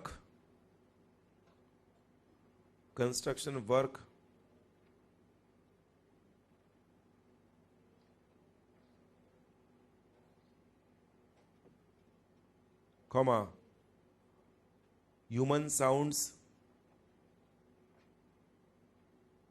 एटसेट्रा। ये हमने नॉइज कौन से बैरियर कहते हैं, फिजिकल बैरियर से सारे। नंबर 2 लिखना, नॉइज में ही number 2 distance and time, noise के बाद नॉइज का next point, sorry what I am trying to say, physical barriers के 3 पॉइंट्स है ना, तो उसमें नॉइज लिखा नंबर 1, अब नंबर 2 आएगा distance and time, what is that, what you explain distance and time, sender और रिसीवर के बीच का जो डिस्टेंस है और गलत टाइम पर मैसेज देना, ये भी बैरियर क्रिएट करेगा। रात के 3 बजे तुमने फोन लगा के उसको बोल दिया कल सुबह कितने आने वाले, so you have called him at the wrong time, वो टाइम उस केस में फिजिकल बैरियर हो गया ना, बोल रहे रात में 3 बजे तो पूछ रहा है सुबह कितने बजे आना है। I hope you getting it. So गलत समय को चूज करना can create a physical barrier. आप लिखो डिस्टेंस एंड टाइम में आगे डैश करके, physical distance between the sender and receiver,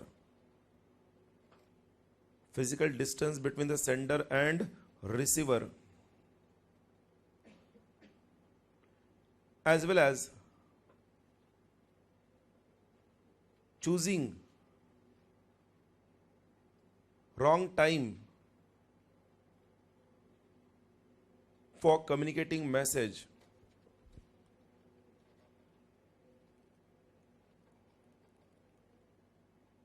creates a barrier.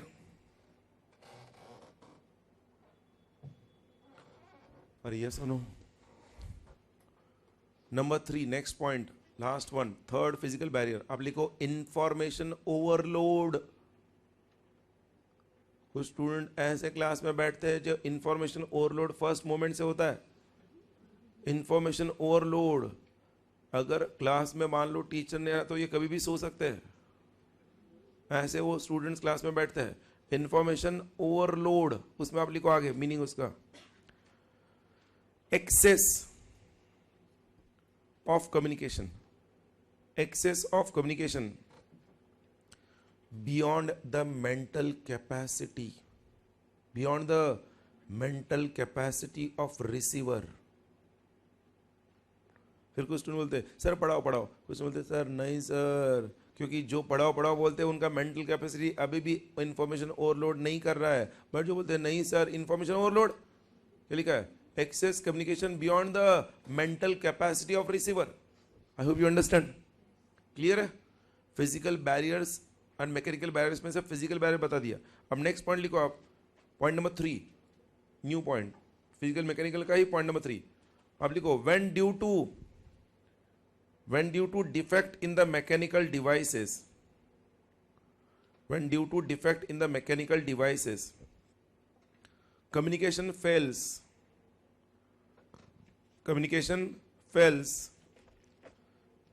it is mechanical barrier,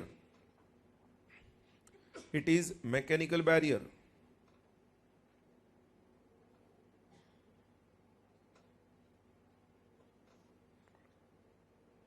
उसके नीचे आप लिखो point number 1 noise barrier. Mechanical barrier में भी और एक पॉइंट बैरियर आ रहा है जो उधर भी था ऊपर फिजिकल में, यहां पर भी लिखो नॉइज बैरियर। और नॉइज बैरियर में आप लिखो नीचे हेडिंग देकर उसी में पॉइंट नंबर 1 नॉइज बैरियर का पॉइंट नंबर 1। एग्जाम में क्वेश्चन आया सिर्फ नॉइज बैरियर पर 4 मार्क। सो नॉइज बैरियर हेडिंग देकर उसमें लिखो point number 1 noise can be psychological और physical, noise can be psychological or physical.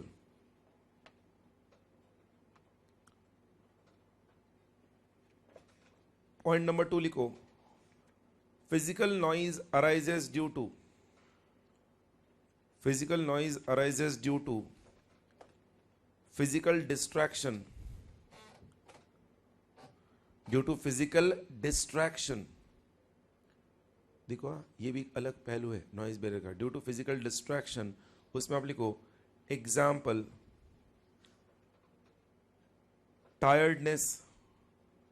Tiredness comma hungry, भूख लगने पर वो एक बैरियर बन जाता है, कुछ सोचता नहीं है। सो हंग्री कॉमा एंगर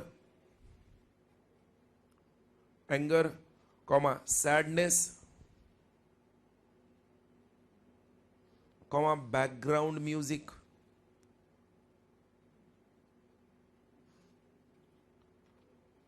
लिखा है।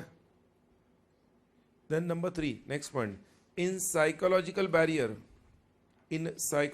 नॉइज बैरियर, ऐसे लिखो in psychological noise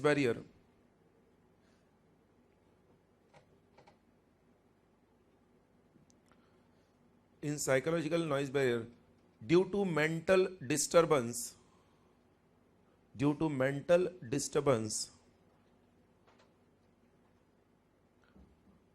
the person has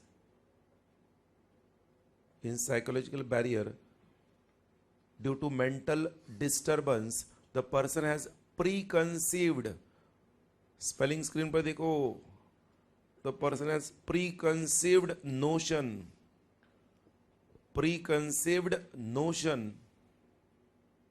that he brings to the conversation, preconceived notion that he brings to the conversation।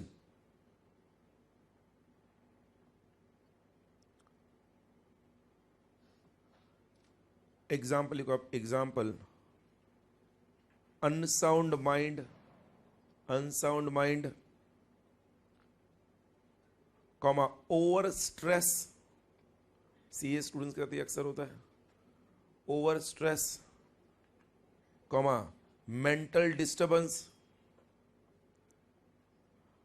ना चाहते हुए भी वो साइकोलॉजिकल बैरियर हो जाता है, mental disturbance.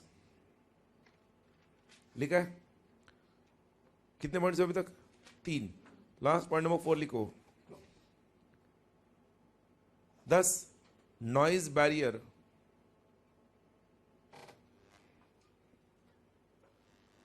which arises due to physical and mechanical barriers,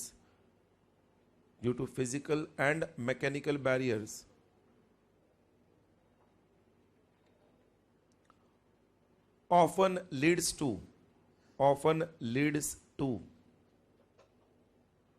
miscommunication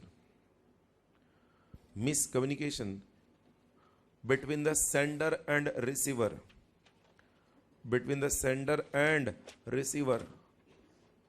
दोस्तों मैं ये आपको लिख कर देने का एकमात्र पर्पज आपको अगेन बता रहा हूँ, बिकॉज इस पर जो डाटा और जो नोट्स में दिया मटेरियल वो बहुत वास्ट है, you can't learn all those things. इसलिए मैंने स्पेसिफिकली 4 मार्क के लिए क्वेश्चन आने पर एग्जैक्टली कितना लिखना है वही लिख कर दे रहा हूँ। Once you find the questions ना, आप जब फर्स्ट चैप्टर को लेकर क्वेश्चंस पढ़ोगे प्रैक्टिस मैनुअल से आप पढ़ो या किसी भी इंस्टीट्यूट के मटेरियल से पढ़ो, एग्जाम के आए हुए क्वेश्चन पढ़ो, आपको हर क्वेश्चन का आंसर यहाँ पे मिलेगा जो हमने लिखा है, जो हमने डिस्कस किया। सो इसलिए मैं I am very slow in the first chapter because I want you to understand each and every term over here. हमने 2 ही बैरियर्स देखे, कौन सा देखा है? पहला कौन सा था? सेमेंटिक और language barrier, and second physical mechanical barrier. अब जो थर्ड है organisational barrier, it is very simple, you can complete in 5 minutes. Complete लिखो next organisational barrier, organisational barriers, और उसमें आप लिखो point number 1, it arises due to, it arises due to defect in the organizational structure, defect in the organizational structure, organizational structure में defect होना, defect in the organizational structure and communication system, and communication system of an organization, and communication system of an organisation. और लिखा है क्या? पहले हमने लिखा कि वो किस कारण होता है। फिर पॉइंट नंबर 2 लिखो, दे आर के इनर साइड में सब क्लॉज ए लिखो, long chain of command, long chain of command. अरे समझ रहा है क्या? डैश करके उसी में आगे लिखो, may lead to overload oblique over filtering of information, overload oblique over filtering of information. ये सुनो, काफी ज्यादा इंफॉर्मेशन भी आ सकती है, ओवरलोड हो सकता है, ओवर फिल्टरिंग भी हो सकता है। Number 2 number sub clause B लिखना, poor layout,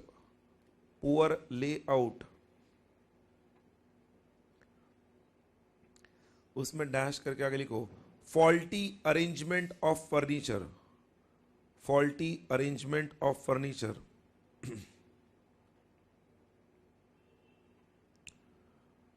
prevents eye contact between speaker and his listener, prevents eye contact between speaker and his listener। उसी में पुअर लेआउट में डैश करके faulty arrangement of furniture prevents क्या? Eye contact between speaker and his listener which creates emotional disturbances,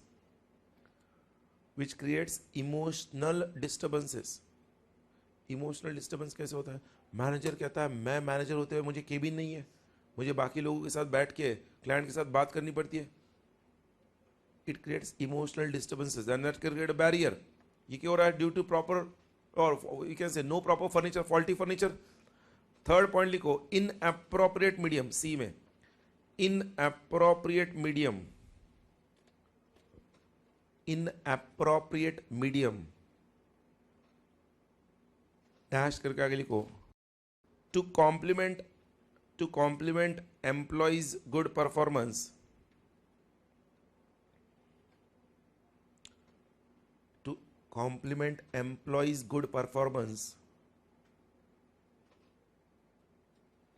sending a letter instead of face to face, sending a letter instead of face to face। अरे समझ रहा है क्या? हो गया, मतलब face to face उसको कॉम्प्लीमेंट करने के बजाय आपने क्या कर दिया? लेटर भेज दिया। आपके केबिन के बाजू की केबिन में वो है, आप लेटर भेज दो, अच्छा काम किया। सो that is an appropriate medium. Clear? कितने हुए ऑर्गेनाइजेशनल बैरियर्स? 3 हुए ना। एक लाइन छोड़ के next heading, the last one, socio psychological barriers. Socio psychological barriers को हम और एक नाम से बुलाते हैं पर्सनल बैरियर्स। इन्हें पर्सनल बैरियर्स भी कहेंगे हम, पर्सनल बैरियर्स। एंड उसमें आप लिखो point number 1, these are the most difficult barriers to overcome, these are the most difficult barriers to overcome.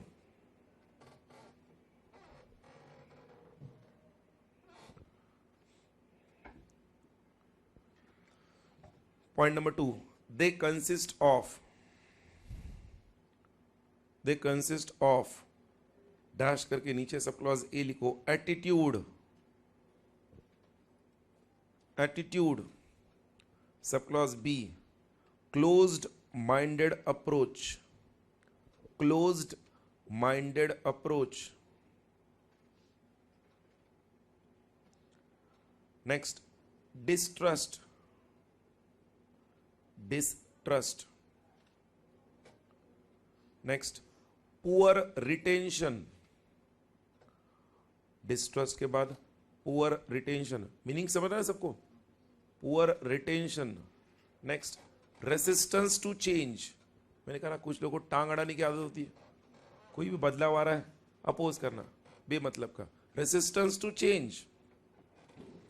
Next individual differences, किसी के प्रति आपको कुछ गलत फहमी है, उसको आप आपके कम्युनिकेशन में लेके आ रहे हो, individual differences. Next difference of view points, difference of view points. कई बार कुछ लोगों के व्यू पॉइंट्स अलग अलग होते हैं और वो अपने अपने व्यू पॉइंट पर कायम होते हैं, और इसलिए अक्सर ये बैरियर्स क्रिएट हो जाते हैं, और ये फैमिली में अक्सर पाया जाता है, एक तो सन या फादर के बीच में, या दो भाइयों के बीच में, या मदर और डॉटर के बीच में, because difference of view points. और मैं जो बोलो समझ रहा है क्या, और इसलिए ये ओवरकम करना है तो ये उस पर्सन को ही ओवरकम करना जरूरी है।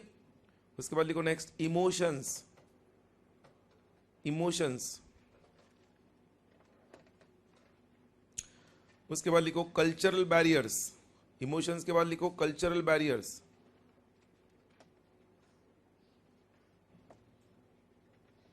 लिखा है? कितने हुए ये सारे? 9 हुए। लास्ट इसमें पॉइंट नंबर 3 लिखो। अब पॉइंट नंबर 2 ये था ना, पॉइंट नंबर 3 लिखो 10 the above barriers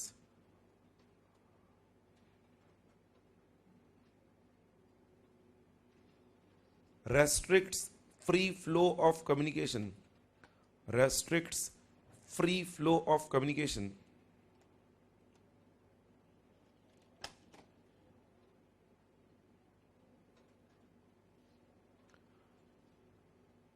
And they are to be overcome, and they are to be overcome by the person himself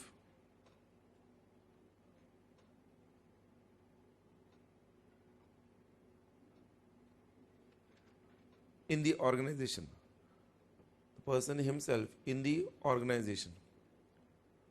I hope ये जो पॉइंट है लास्ट पॉइंट कंक्लूजन सबको क्लियर है। दोस्तों ध्यान रखो, पूरा डिस्कशन हमारा सिर्फ किस पर फोकस था, सारे बैरियर्स पर। एंड हल से इस डिस्कशन के साथ आप पेज नंबर 186 पर आ जाओ सब लोग। ये चैप्टर नंबर 1 कंप्लीट हो गया है। जस्ट 2-3 मिनट एंड के will just revise that chapter number 1, page number 186 of your notes quickly. Already I have said chapter number 1 लगभग इस पार्ट 1 कम्युनिकेशन का 50% 70% सिलेबस है। प्लीज ध्यान दो स्क्रीन पर अगेन सब लोग। Will go in a reverse way. First chapter 1 का जो प्रोवर्ब था, बोलो, worthless words are doubly unprofitable, the listener's enjoyment is lost and the speaker's own words vanish. Now see this is only one proverb. What I will suggest you, I will give the input. जो भी आप notes अभी use कर रहे हो, जो notes मैं आपको दे रहा हूं, जो नोट्स आप यूज कर रहे हो, उस नोट्स के अंदर आप आपके कस्टमाइज्ड प्रोवर्ब्स को ऐड कर लो from Google. You can say for example, मुझे एक शॉर्ट नोट है, कोई भी हम लेते हैं पैरा लैंग्वेज, उस पर एक प्रोवर्ब चाहिए। गूगल पर जाओ, टाइप करो proverbs on para language non verbal type of communication, proverbs on paralanguage non-verbal type of communication. You'll get thousands of proverbs. उसमें से जो आपको समझे और जो एग्जामिनर को भी समझेगा, दोनों बातें जो मैच होगी, वो proverb को चूज करो और वो पैरालैंग्वेज के कंक्लूजन के लिए या बिगनिंग के लिए यूज करो। दोस्तों मैं इसलिए बता रहा हूँ अगेन आई से, आपके मार्क्स ये डिसाइड करेगा, बिकॉज आपने जो लिखा है ना वो हर स्टूडेंट लिख सकता है, बट आपके आंसर का यूनिकनेस, एक तो सबसे पहले देखो, मैंने जो भी आंसर आपको लेकर दिया कम्युनिकेशन में, हर एक आंसर पॉइंट्स में होगा, हर एक आंसर एक तो बिगनिंग में और एंड में कंक्लूजन होगा, जैसे हम एथिक्स में भी करते हैं। एंड कोशिश करो प्रोवर्ब भी लिखने की। प्रोवर्ब हर एक आंसर के बिगनिंग एंड में होगा और प्रॉपर कंक्लूजन होगा। यहाँ पर लास्ट अगर आप देखोगे क्वेश्चन नंबर 8 शॉर्ट नोट्स में, उसमें लास्ट शॉर्ट नोट क्या दिया, ई में checklist for composing business message. आज देखा है कितने चेकलिस्ट है? 2। एक तो मैसेज को प्रॉपरली ऑर्गेनाइज करना और उसके बाद मैसेज को प्रॉपरली फॉर्मुलेट करना। ऑर्गेनाइजेशन में 3 पॉइंट्स थे, फॉर्मुलेशन में 2 पॉइंट्स थे। मैंने कहा पहले डायग्राम ड्रॉ करके फिर उसको एक्सप्लेन करना है। लेआउट ऑफ लेटर 3 लेआउट्स थे, फुल ब्लॉक, मॉडिफाइड ब्लॉक और semi block. Parts of a business letter में 14 पार्ट्स थे, जिसमें postscript, I hope you know this, वो एक इंपॉर्टेंट वर्ड था। फिर attention line, salutation, formal close, heading, reference initials, reference number. Non verbal communication में हम लोगों ने साइलेंस, हैप्टिक्स, साइलेंस क्या है? पॉजिटिव और नेगेटिव, जजमेंटल। हैप्टिक्स क्या है? Touch language. Proxemics is known as space language. Artifactual language is communication by appearance. Paralanguage is study of, बोलो, vocal cues. Kinesics is body language. इसके अलावा sign language भी देखा है, and we also have studies chronemics, time language. Short notes में वो पढ़ने के बाद distinction between oral and written communication, we have seen 8 differences. और मैंने कहा डिस्टिंक्शन आने पर एंड में वो डायग्राम ड्रॉ करना है, and you have to conclude कि oral communication is more effective. Benefits of effective communication, मैं कहूंगा आपके नोट्स में जो सिग्निफिकेंस और इंपॉर्टेंस ऑफ कम्युनिकेशन है वही बेनिफिट्स ऑफ इफेक्टिव कम्युनिकेशन में लिखना है। वेरियस बैरियर्स टू कम्युनिकेशन, जो अभी देखा है 4 बैरियर्स, एक एक वर्ड में मुझे बोलो। पहला barrier semantic language barrier, arises due to language और फॉल्टी ट्रांसलेशन। देन सेकंड बोलो physical and mechanical barrier, physical barrier arises due to information overload, distance and time between the sender and receiver, and बोलो noise, it can also create a physical barrier. Then mechanical barriers में again due to we can say mechanical devices this barrier arises, और हम कहते हैं mechanical barriers भी information overload का एक कारण हो सकता है, या फिर mechanical barriers में हमने noise barrier भी लिखा है, इसलिए physical mechanical साथ में लिया।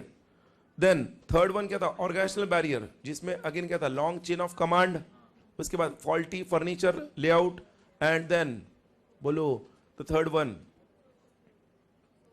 इनएप्रोप्रिएट मीडियम को यूज करना। उसके बाद हम कह सकते हैं फोर्थ वन जो सोशो साइकोलॉजिकल था, उसमें इंडिविजुअल पर्सनल बैरियर है, और ये उस पर्सन को ही क्या करना है? ओवरकम करना है। ये उसके हम कह सकते हैं बिहेवियर से रिलेटेड प्रॉब्लम्स होते हैं, attitude problems, distrust, poor retention, we can say cultural barriers, difference in views, difference in individual differences, ये बैरियर्स क्रिएट करते हैं। Then informal communication is also known as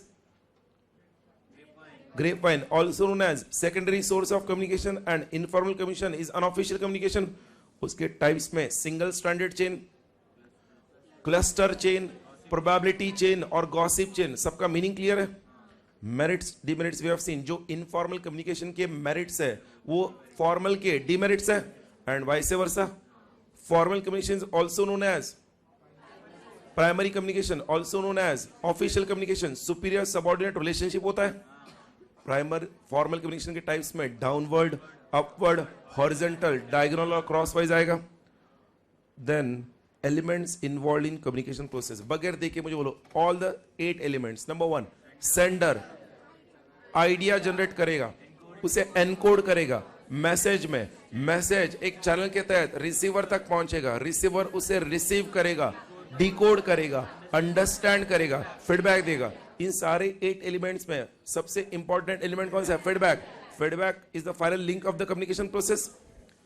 what is communication? We have discussed it is a process where exchange of ideas, thoughts between 2 or more persons is done.